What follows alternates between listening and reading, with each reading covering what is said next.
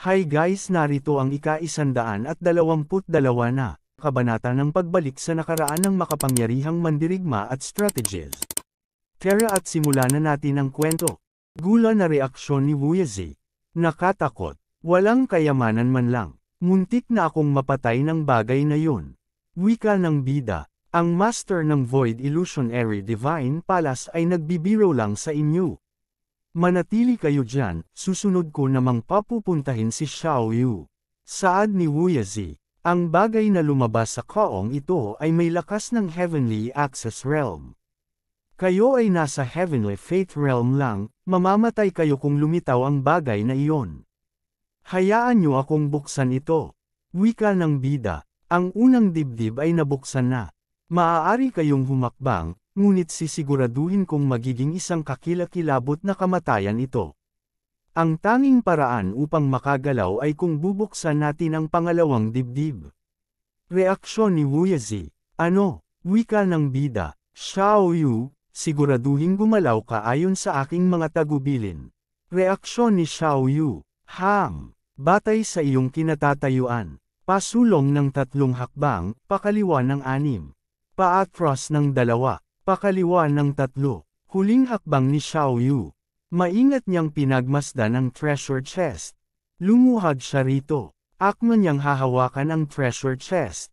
Habang naghihintay si Wuyazi kung ano ang laman ng treasure chest, nagliwanag ang treasure chest. Nasilaw si Xiao Yu sa liwanag. Well, ito ay mga gold spiritual stone essences. Siguro'y 12-dosenang piraso. Saad ni Wuyazi. Ano? Ang gold spiritual stone essences ay napakamahal at magagamit sa paglilinang tulad ng mga ordinaryong spiritual stones.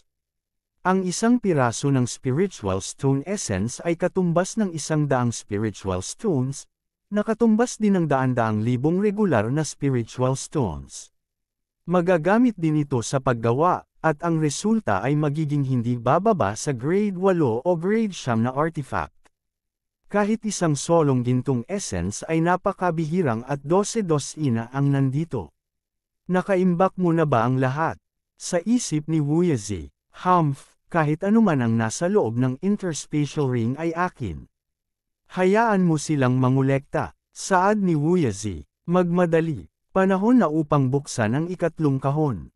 Wika ng bida. Ang turno ko na. Humakbang ang bida. Habang naglalakad ang bida, pinagmasdan niya ang mga pattern. Sa isip ng bida, ang Celestial Lock Inscription Pattern Array, pinag-aralan ko na ito ng lubusan sa aking nakaraang buhay. Kung saan may bitag o ligtas, masasabi ko sa isang sulyap. Nang sinabi ko sa kanya na ang isang maling hakbang ay maaaring mag-udyok ng isang bitag, nagsisinungaling ako. Dahil kung ang isang maling hakbang ay maaaring magkulong sa kanya at humantong sa kamatayan, paano siya makakagawa ng maling hakbang? Madilim pa rin ang kanyang pananaw. Tumigil ang bida at may napansin. Ang treasure chest na iyon ay inilagay mismo sa mata ng array, napapalibutan ng mga bitag. Kaya ang dibdib na iyon ay dapat naglalaman ng pinakamahalagang kayamanan. Mayroong kahit isang array lock sa treasure chest. Naglagay ng aura ang bida sa dulo ng kanyang daliri. Lumutang ang mga pattern. Nagulat ang dalawa. Biglang lumiwanag ang treasure chest. Dahan-dahan itong binubuksan ng bida. Saad ni Wuyazi. Iyon ay isang napakakomplikadong inscription array, kahit ako ay hindi ito malulutas. Niyali. Tuluyan ng binuksan ito ng bida. Nagliwanag ito. Napuno ng liwanag ang buong silid. Reaksyon ni Xiao Yu. Wow! Saad ni Wuyazi. Ganoon kamahalagang heavenly energy. Talagang kamangha-manghang kayamanan. Pagbukas ng bida, pinagmasdan niya ito. Ganoon kamangha-manghang lugar upang mahanap ang kayamanang ito. Evil Warding Jade Street. Sa isip ng bida, ang bagay na ito ay pambihira. Ilagay ko ito sa Myriad Miles Rivers and Mountains painting. Ang bagay na ito ay nagbayad ng halaga ng pagpunta rito, kahit na mapatay ako ni Wuyazi mamaya. Agad na itinago ng bida ang kayamanan. Sabay tumayo na parang walang nangyari. Saad ni Wuyazi. Hoy! Hindi ko nakita kung anong uri ng kayamanan ang iyong nahanap. Bakit mo na ito inilagay? Wika ng bida, isang ordinaryong bagay lang. Walang masyadong espesyal. Sa isip ni Wu Yazi, mayroong ganoon kamahalagang aura nang buksan niya ito. Kahit papaano, akin din ito mamaya. Saad ni Wu Yazi, well, ngayon ay panahon na upang buksan ang pang-apat na treasure chest. Wika ng bida, sige, sundin mo ang aking mga tagubilin. Pakaliwa ng 3, pasulong ng 6. Oh, nakarating na ako. Sabay tumawa na parang baliw. Hihihi, nag-transform na naman ang kanyang nakuha treasure chest. Haha, galit niya itong binasag muli. Naghanap ng treasure sa loob nito. Walang laman. Sigaw ni Wu Yazi, bata, sinasadya mo ito. Wika ng bida, Wu Yazi, sinusubukan mo bang sirain ang ating kasunduan? Mayroong higit sa 20 hindi pa nabubuksang dibdib. Paano ko malalaman kung ano ang nasa loob? Sumang-ayon tayo na pipili tayo ng isang dibdib at susubukan ang ating kapalaran. Bukod pa rito, ang aking dibdib ay may inscription pattern lock dito. Kahit na ibigay ko ito sa iyo, hindi mo ito mabubuksan. Nakangiting reaksyon ni Xiao Yu na parang hindi naniniwala. Saad ni Wu Yazi, sige, hindi na ako makikipagtalo sa iyo. Sa isip niya, kahit papaano, akin din ito. Sa isip ng bida, si Wu Yazi ay napakakuripot, hindi siya nagagalit kahit na nakakuha tayo ng magagandang kayamanan, dapat ay pinaplano niyang patayin tayo mamaya. Kung hindi, bakit hindi niya tayo pinatay nang nilalaro ko siya? Wika ng bida, Xiao Yu, ang turno mo. Reaksyon ni Xiao Yu, sabi ni Xiao Yu, isang grade 7 armor. Maaaring nagkakahalaga ito ng milyon-milyong spiritual stones. Gula na reaksyon ni Wu Yazi. Nag-isip na naman ito ng kung ano-ano. Wika ng bida, ang turno ko na. Wow, isang grade 7 sword. Nang laki na naman ang mata ni Wu Yazi. Agad itong itinago ng bida. Wika ng bida, well, maaari mo nang buksan ang ika-7 kahon. Reaksyon ni Wu Yazi, ganon na naman ang nangyari. Wika ng bida, si Kuya Wu Yazi ay talagang may masamang kapalaran. Akala mo ay 3 puppets ang sunod-sunod na nabuksan mo. Naiinis na reaksyon ni Wu Yazi. Lumipas ang ilang sandali. Saad ni Wu Yazi, lahat ng 5 kahon ay may mga gwardya. Kung alam ko lang noon, hahatiin ko sana sa bilang ng mga ulo. Tumingin siya sa gilid. Habang susubok ulit kumuha ang ating bida. Wika ng bida, maswerte tayo. Kung nakaharap natin ang isang gwardya, tiyak na mamamatay tayo.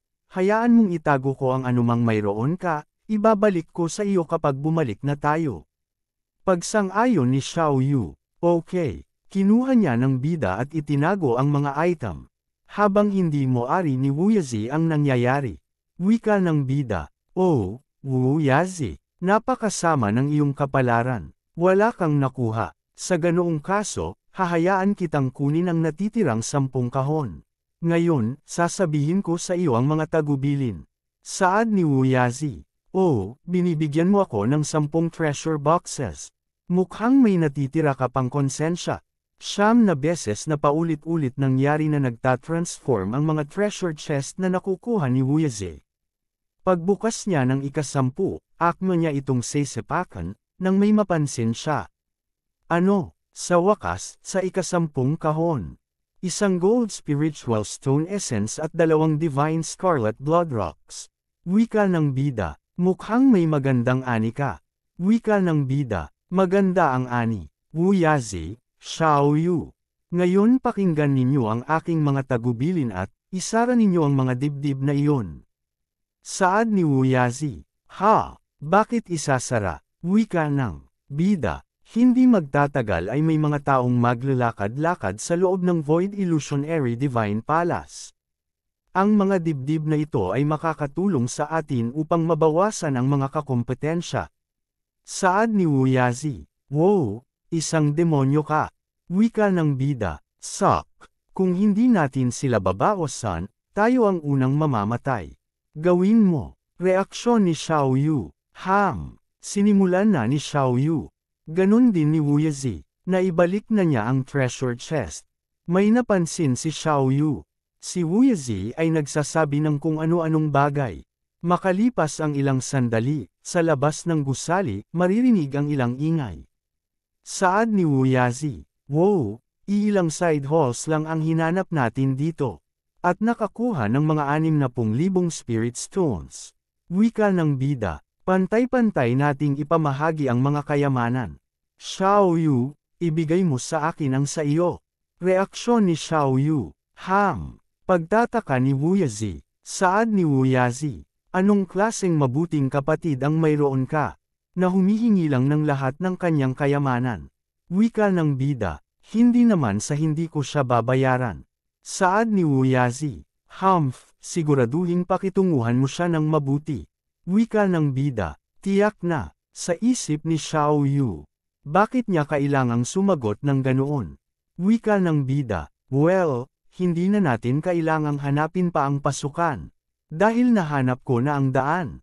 Sumunod kayo sa akin. Pumunta sila sa isang pintuan. Wika ng bida, narito, saad ni Wu Yazi. Sa wakas ay makakapasok na tayo sa pangunahing bulwagan. Wika ng bida, ang Void Illusionary Divine Palace mismo ay isang napakalaking array. Ang pangunahing bulwagan ay dapat may 100 mga pintuang bato. At ang isang ito ay nagkataong naaayon sa Life Gate nakaharap sa Timog Kanluran. Kaya ito ang pasukan. Saad ni Wu Yazi, maraming mga pintuang bato dito. Paano mo nasabi na ang isang ito ay ang Life Gate? At sinabi mong ang buong Void Illusionary Divine Palace ay isang array. Bakit hindi ko ito nakikita? Ang daan-daang mga gate ay nasa lahat ng direksyon, at ang gate na ito ay nakaharap sa Timog Kanluran na siyang Life Gate din, may iba pang mga gate na may iba't ibang pangalan. Ngunit dahil ang Life Gate ito ang pasukan. Saad ni Wu Yazi. Kahit na ayaw kong mag-aral, ngunit ang kaalaman sa mga array ay nasa aking lahi. Nagkataon na may alam ako ng 1 o 2. Wika ng bida, magtiwala ka sa akin, bro. Sabay hawak sa gate. Dahan-dahan itong bumubukas. Reaksyon ni Wu Yazi. Tuluyan nang bumukas ang pinto. Wika ng bida, fair na. Pagsang-ayon ni Xiao Yu. Yeah. Reaksyon ni Wu Yazi. Agad na rin itong sumunod. Dahan-dahan nagsasarado ang pinto. Tuluyan na itong nagsara. Maririnig ang mga pagsabog. Ang mga eksperto ay inaatake ang barrier sa labas ng palas. Tingnan ninyo. Pagkatapos atakehin ng halos 1 oras, sa wakas, ang array ay nasira na. Mabilis, ang pangunahing bulwagan ay may inscription barriers. Kaya mabilis nating give-in ang lahat ng side halls. Lahat ng eksperto ay sumugod papasok sa palas. Nagmamadali silang lahat. Ang iba ay nag-aagawan na sa treasure chest. Nandito na rin si Long Tianming at ang kanyang isang tauhan. Sabi ni Long Tianming, masyadong maraming tao dito, at sa ating lakas, nakakuha lang tayo ng kaunting spiritual stone essence. Walang saysay. Saad ng tauhan, Young Master, ano ang dapat nating gawin? Napapikit si Long Tianming. Sabi ni Long Tianming, doon, isang mayamang heavenly energy ang nagmumula sa side hall na iyon. Fair na, opo, nakababa na ang 2. Agad napansin ni Long Tianming ang mga treasure chest. Nakita na rin ito ng iba pang eksperto. Kunin ninyo, Long Liu, sige. Agad sumugod ang tauhan ni Long Tianming. Habang nakatapakan nila ang mga pattern, nagliwanag. Ito, boom! Bigla itong sumabog. Sabi ng tauhan, may mga bitag. Siya, gumalaw ang mga pattern. Naghugis kadena ang mga ito. At iginapos ang mga nagtangkang pumasok. Sigaw ng tauhan, Master, mag-ingat po kayo. Sabay harang nito sa kanyang master. Ang tauhan ang nagapos. Sabay sigaw nito ng malakas. Wah! Sabi ni Long Tianming. Ano ba ito? Hindi ko siya masasadya, mabubuhay din siya mamaya. May napansin siya. Nakita niya ang mga pattern. Sa isip niya, Ang mga treasure chest na ito, mahirap kunin. At the same time, outside Void Illusionary Divine Palace, makikita ang dami ng demon rays sa labas ng palace. Umihip ang malamig na hangin. May dumating. Nagliliyab ang buong katawan nito. Saad ng isang ito, Holy Son Liwo, nagbigay galang. Sa ngayon, hindi pa natin alam kung sino ang nagbukas ng 1,000 Illusionary Array. Mayroong mahigit 100 gate, hindi pa natin natutukoy kung alin ang life gate. Wika ni Liwo, ang taong nagbukas ng 1,000 Illusionary Array ay hindi basta-basta. Magpadala ng isang tao upang ipaalam sa ating Legion na palibutan ang Void Illusionary Divine Palace. Lubos na harangan ito sa loob ng 2 oras, huwag hayaang makatakas ang sinuman. Sinumang manggahas na umalis ay papatayin ng walang awa. Pagsang-ayon ng isang ito, opo, wika ni Liwo, lahat ng iba pa, pumasok sa Void Illusionary Divine Palace. Mabilis itong patungo sa palace. Hoy! May ilang kayamanan ang lalaking iyon mula sa Skyblaze sect. Huwag ninyong hayaang makatakas. Tigil. Ha! Angal na biro. Hindi ko alam kung sino ang Sum-Iris sa array. Kahit ano paman, yumaman ako ngayon. Isang malakas na sigaw ang narinig dahil sa pagsalubong niya sa 3 ulong nagliliyab na dragon. Isang sigaw ang narinig habang nalilibutan ng apoy. Patuloy ang pagsigaw. Sabi ni Liwo, ang mga karapat dapat lamang, ang nararapat magkaroon ng kayamanan. Mas lalo niyang hinigpitan ang pagkakatali. Isang malakas na pagsabog ang naganap. Pinipigilan nito ang mga sumusugod. Damn it! Habang nahuhulog ang space ring ng isang sumabog. Bakit narito ang banal na anak? Nagtakbuhan ang iba. Napansin ito ni Liwo. Humph! Sabi ni Liwo. Patayin ang mga mula sa 6 na banal na angkan. Walang awa. Para sa mga mula sa Demon God sect, saliksikin ang kanilang interspatial rings. Patayin ang mga nagtatago ng kayamanan. Pagsang-ayon ng mga tauhan. Sakupin ang lahat ng side halls. Patayin. Dumating na ba ang mga masters? Sabi ng isang tauhan. Iulat sa banal na anak na si Liwo. Malapit na silang dumating. Kapag dumating na sila, iutos sa kanila na agad na saliksikin ang layout ng palasyo para sa life gate. Opo, kasabay nito, Kuya Yanyang, may natanggap lang akong balita, na ang banal na anak na si Liwo ay nanguna ng isang hukbo. Papunta sa Void Illusionary Divine Palace na nasa unahan natin. Gamitin ang Goldstream Technique at bilisan ang pagsunod sa kanila sa Void Illusionary Divine Palace. Opo, sa isang tunnel, nakikipaglaban si Wuyazi sa isang malaking gagamba. Marami pang sumusugod na mga gagamba. Sabi ni Wuyazi, wow, lahat sila ay Blackwater Venom Spiders, lahat nasa Heavenly Star Realm. Totoo bang ito ang daan patungo sa Gate of Life? Sabi ng bida, oo naman, huwag kang mag-alala. Malapit na tayo. Tapusin na ang mga halimaw. Sina Xiaoyu at ako ay hindi kaya. Maraming bangkay. Ang ilan sa mga ito ay maaaring maging kapaki-pakinabang. Green Poison Pearl, isang kayamanan na nakuha ko sa pagkatalo sa 2 halimaw mula sa bundok na iyon. Sinisipsip ng Green Poison Pearl ang lahat ng lason. Tingnan ang mga halimaw sa susunod na pahina. Chapter 250.2 page 4. Hawak ng bida ang nagniningning na berdeng perlas. Ipinakita ang pagbagsak ng mga gagamba. Biglang kumalat ang berdeng aura papunta sa mga ito. Dahan-dahan nauubos ang perlas.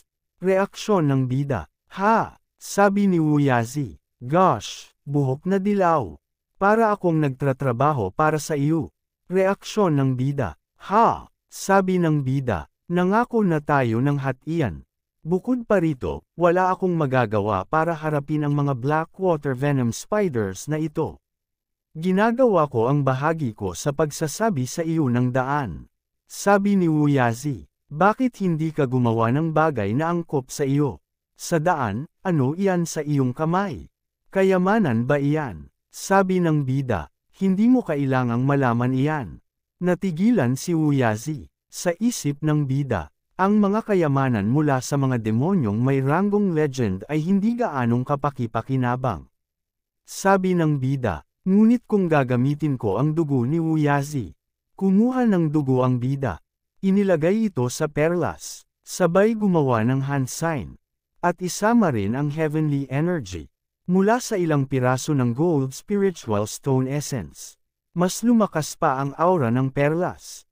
Ang kapangyarihan ng dugo ng demonyo, ang kapangyarihan ng langit, at ang mga nasipsip na lason. Go! Tumama ito sa isang gagamba. Dahan-dahan itong tumatagos. Tuluyan nang pumasok sa katawan ng gagamba. Agad namatay ang gagamba. Naging kulay berde ito dahil sa lason. Gumagalaw-galaw pa rin ang gagamba. Dahil kinuha ng ating bida ang perlas. Well, hindi maganda ang hawakan ng balat nito. Oh, sa isip ni Wuyazi. Hindi ko magawang hawakan ang mga lason na blackwater venom spiders. At ang bagay na iyon ay isang bagay na maaaring magpalason kahit sa mga blackwater venom spiders. Wow! Pagkalabas ko, dapat maging maingat ako sa perlas na iyon. Hindi lang ang perlas na iyon. Napaka-weird ng lalaking iyon, maaaring mapanganib siya. Hawak ng bida ang kanyang nakuha na kayamanan. Sa isip ng bida, ang evil warding jade strip ay maaaring gamitin upang sugpuin ang dugong demonyo. Sadyang magagamit ito laban kay Wuyazi. Matapos maitatag ang koneksyon dito, maaaring magamit ko ito upang kontrolin ang dugong demonyo sa akin. 36,000 mga inscription sa jade slip na ito. Ang bawat pattern ay may sariling layunin. Pag-aaralan ko ang mga ito ng mabuti mamaya. Isang kakaibang enerhiya mula rito ay pumasok sa aking soul realm. Mukhang bumubuo ito ng isang layer ng proteksyon. May lumiwanag sa soul realm ng bida. Ang aking ikawalong kaluluwa ay lumitaw. At iba't ibang kulay, mula ng sipsipin ng kanyang dugo, na-promote ako ng 3 ranggo. Napakalakas ng kanyang bloodline. Ngayon na nakolekta ko na ang napakaraming kayamanan, ang bahagyang pagkuha ng kanilang kapangyarihan ay maaaring makatulong sa akin na makalabas sa kahariang ito. Sa impluwensya at kapangyarihan ng aking iba't ibang kayamanan, ang bilis ng paglilinang ng aking soul realm ay naging napakaganda. Dapat kong ipagpatuloy ang pag-activate ng evil warding jade strip na ito, gagawin nitong mas malakas ako. Nag-charge ng ika-9 na kaluluwa. Nag-react ang kanyang mga espiritu. Ang dragon, ang shadow, ganun din ang food panda. Ano ang nangyayari? Ang evil warding jade strip ay may kapangyarihan upang sugpuin ang mga demonyo at mga demonyong hayop. Maaari rin ba nitong sugpuin ang mga demon spirit? Hindi ba ito masama para sa akin? Dati, ang aking mga demon spirit ay lumalaki ng napakabilis na halos hindi ko na sila makontrol. Ngunit ngayon na ang evil warding jade strip ay maaaring sugpuin ang mga ito.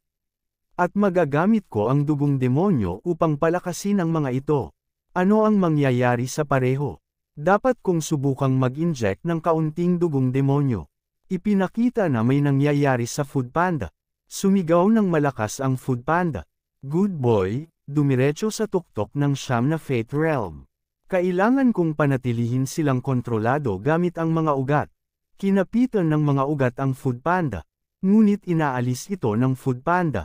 Well, ang sinaunang bloodline ay napakalakas. Nakarating na siya sa heavenly star realm. Ang mga ugat lamang ay hindi sila mapipigilan. Ang mga demon spirit ay nawawalan ng kontrol. Ipinakita ang isang kayamanan. May mabilis na pattern na gumagalaw. Pinigilan nito ang food panda. Magaling. Ang evil warding jade strip ay nakapigil sa kanila. Orihinal kong naisip na ang paglilinang ng mga demon spirit ay tataas ng napakabilis at mawawalan ng kontrol, ngunit ngayon ay hindi na ako kailangang mag-alala. Ang evil warding jade strip ay tumulong sa akin ng malaki. Dagdagan lang natin ang paglilinang ng demon spirit hanggang sa 3 stage heavenly star realm lamang at hindi nahihigit pa. Patuloy lang si Wuyazi sa pakikipaglaban sa mga malalaking gagamba. Napalingon sa gilid si Wuyazi. Sa isip niya, paano na naman siya nakalusot? Pinapanood ko lang siya at nasa 3 stage Heavenly Star Realm na siya. Hindi dahil sa paghahain ng dugong demonyo, di ba?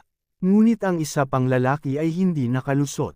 Kaya nangangahulugan ito na ang lalaking may buhok na dilaw ay ang may problema. Sa isip ni Xiao Yu, ang cultivation base ni Nia Li ay tumataas ng napakabilis. Maaaring mawala ako sa track sa ganitong rate, sabi ni Wu Yazi. Nakikita ko na, liwanag na ito. Nandito na tayo sa wakas. Tumayo ang bida. Ha! Sa isip niya, pagkatapos ng secret passage na ito ay mararating na natin ang main hall. Pagkatapos ng secret path, naroon ang main hall ng Void Illusionary Divine Palace. Dapat ay aabuti ng hindi bababa sa kalahating oras ang mga tao sa labas upang makalusot dito. At aabutin ng halos 1 oras upang kalkulahin ang posisyon ng Gate of Life. Huwag kang mag-alala, marami pa tayong oras. Hindi na ako makapaghintay. Ipinakita ang maraming gagamba na wala ng buhay. Nauna na sa pag-akyat si Wu Yazi. Bilasan, halika, tuwang-tuwa siya. Ha! Pagod siyang pumasok sa pinto. Kumaway sa dalawa. Nagtaka ang dalawa. May nakita silang malaking bilog na nagliliwanag. May mga tao sa baba nito. Nakatingin lang ang bida. Mga mural. Ipinakita ang mukhang dragon. Anyong tao. At kung ano-ano pa. Mga drawing ng sinaunang nilalang. Ganon din ang isang ito. Ito naman mukhang araw. Pinagmamasdan ng lahat ito ng bida. Sa isip ng bida, Sage Emperor. May mga nagsasabi na ang Sage Emperor ay hindi gaanong makapangyarihan. Gayunpaman, napakaraming bilang ng mga Supreme Expert ang humarap sa kanya sa nakalipas na 10,000 taon. Ngunit ang Sage Emperor ay nananatiling nakatayo, habang ang mga Supreme Expert na iyon ay nawala. Ang tinatawag na walang katapusang kaharian ng espasyo at panahon ay nasa ilalim ng kontrol ng Sage Emperor. Pagkatapos ng pagkawasak ng Ancestral Godland, sinimulan ng Sage Emperor ang pagpatay sa mga makapangyarihang eksperto, kahit na sa Draconic Ruins Realm ay 100,000 na lamang ang natira pagkatapos ng kanyang pagpatay. Napakaraming eksperto ang nagtipon mula sa 4 na sulok sa isang pagtatangka upang talunin ang Sage Emperor, ngunit sila ay lahat namatay. Gayunpaman, noon, ako, ay nakalusot sa mga limitasyon ng tao at nakakuha ng kapangyarihang parang Diyos, at nagawang sugpuin pa nga ang Sage Emperor. Ngunit sa huli, namatay din ako sa mga kamay ng Sage Emperor. Kung hindi dahil sa Temporal Demon Spirit Book, namatay na sana ako noon pa man. Sabi ni Xiao Yu, ano ang nangyari sa mga mata na iyon? Tinignan ko lang sila, ngunit nakakaramdam pa rin ako ng nakakatakot na presyon, parang libo-libong manipis na karayom ang tumutusok sa aking balat. Sabi ni Wu Yazi, tinatanong mo ba ang mga mata na iyon? Ang mga iyon ay pag-aari ng Great God Ancestor. Siya ang makapangyarihang pinuno ng Ancestral Demonic Saint Land. At ang pinakataimtime na sinasamba sa mga angkan ng demonyo. Walang tao na makakapaghambing sa ating God Ancestor. Bla bla bla. Sa isip ng bida, ang lahi ng demonyo ay sumasamba sa Sage Emperor. Gayunpaman, ang Sage Emperor ay hindi nagmamalasakit sa kanila. Ang angkan ng demonyo ay walang iba kundi mga pawn lamang sa kanya. Ngunit kung sasabihin ko sa kanila iyon, hindi nila paniniwalaan iyon. Wala akong ideya kung bakit may mga mural ng Sage Emperor sa mga dingding ng Void Illusionary Divine Palace. Ang paghamon sa Sage Emperor ay hindi magiging madaling gawain. Mayroon akong 200 taon, maaari ko itong planuhin ayon dito at huwag magmadali sa mga bagay tulad ng ginawa ko sa aking nakaraang buhay. Sabi ni Wu Yazi, oh, paano nangyari na may iba pang mga tao dito? Hindi mo ba sila nakita nang pumasok ka sa lugar na ito? Bakit sila nakaupo dito? Sila ay mga tao at demonyo. Bakit hindi sila nag-aaway sa isa't isa?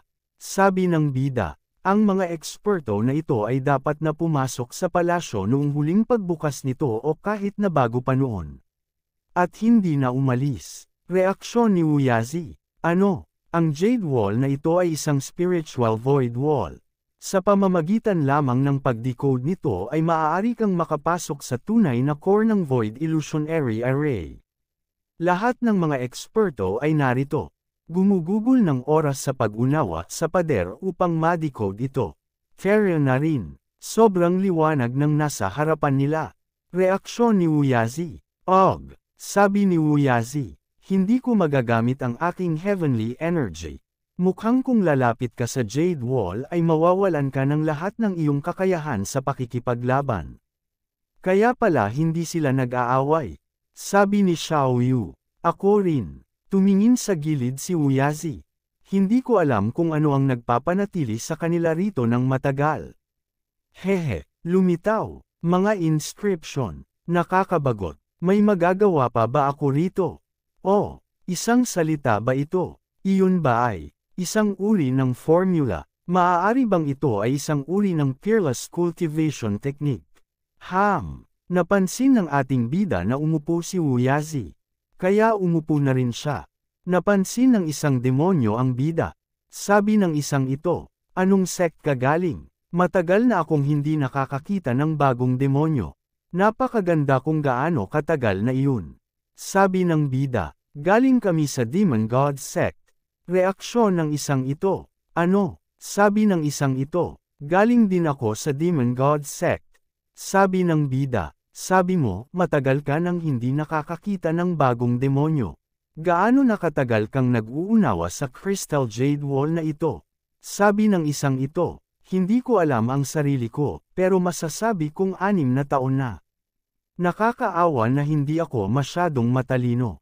Hindi ko pa rin maunawaan ang malalim na intensyon sa Crystal Jade Wall na ito. Gayunpaman, ang bilis ng aking paglilinang ay napakabilis sa lugar na ito. Orihinal akong nasa isang stage Heavenly Access Realm, ngunit nasa 3 stage na ako. Sabi ng bida, wow! Sa isip niya, ang kanyang paglilinang ay tumaas ng 2 yugto sa loob ng 6 na taon. Kaya pala ayaw ng mga taong ito na umalis. Sabi ni Uyazi, nais kong malaman kung ano ang pangalan ng kapatid na aso na ito. Xin Yuan. Sabi ni Uyazi, Kuya Xin Yuan, maaari ko bang itanong kung ano ang naitala sa Crystal Jade Wall na ito? Sabi ng isang ito ay talaan ng isang pambihirang cultivation technique na marahil ay pag-aari ng may-ari ng Void Illusionary Divine Palace. Kung maunawaan mo ang 1 ikasampu o 2 ikasampu, kung gayon ikaw ang magiging pinakamalakas na eksperto sa iyong buong rehiyon. Lumaki ako mula 1 stage hanggang 3 stage Heavenly Access Realm sa pamamagitan lamang ng pag-unawa sa isang talata ng awit. Kung kaya ko lang maunawaan pa ito. Oh, ito ay paglilinang ng Diyos na dila. Ang teknik na ito ay nilikha ng isang supremong dalubhasa. Kapag naabot ang hanggana, makakamit mo ang kapangyarihan ng ranggo ng Diyos. Sa isip ng bida, ang teknik na paglilinang ng Diyos na dila ay pantaas sa teknik na paglilinang ng makalangit na Diyos. Maaaring ang may-ari ng palasyong ilusyon ng walang hanggan ay ang maalamat na ninunong Berong Daozang, ang mismong lumikha ng teknik na paglilinang ng Diyos na dila. Siya rin ang isa sa pinakamisteryosong taong nalimutan na ng kasaysayan. Walang nakakaalam ng anumang tungkol sa kanyang buhay, maliban sa iyong nakipaglaban at nakipagpantaas sa isang may kapangyarihang Sage Emperor. Hindi siya nanalo, pero nagtagumpay siyang makatakas. Pagkatapos, sinilyahan niya ang demonyong bukal ng Sage Emperor, at naglaho na walang bakas. Naiisip ko kung ito ba talaga ang kanyang santuaryo. Maaaring ito ang lugar kung saan nilagay ang demonyong bukal. Ang teknik na paglilinang ng Diyos na dila ay mas mahirap linangin kaysa sa teknik na paglilinang ng makalangit na Diyos, sapagkat ito ay nangangailangan ng isang taong may taos-pusong puso. Gaano man ako nabuhay ng 2 buhay, isa pa rin akong tao. Nahirapan siya sa paglinang ng Diyos na dila sa kanyang kakayahan. Habang nakapokus ang bida sa malaking bilog, may napansin siya, ang Demon Lord. At dito nagtatapos ang kabanata. Maraming salamat po.